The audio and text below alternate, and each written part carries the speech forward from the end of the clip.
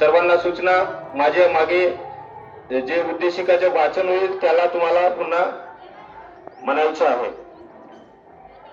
आम्ही भारताचे लोक, भारताचे एक सार्वभौम, समाजवादी, धर्मनिरपेक्ष, लोकशाही गणराज्य घडविण्याचा व त्याच्या सर्व नागरिकास सामाजिक, आर्थिक व राजनैतिक न्याय, विचार, अभिव्यक्ती, विश्वास, श्रद्धा व उपासना यांचे स्वातंत्र्य, दर्जाची व संधीची समानता निश्चितपणे प्राप्त करून देण्याचा आणि त्या सर्वांमध्ये व्यक्तीची प्रतिष्ठा व राष्ट्राची एकता आणि एकात्मता यांचे आश्वासन देणारी बंधुता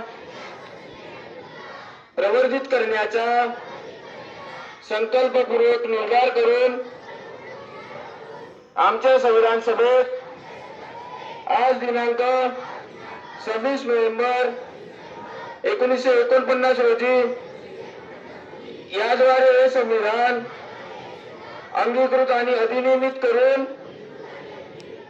स्वतः प्रत अर्पण करीत आहोत. जय हिंद.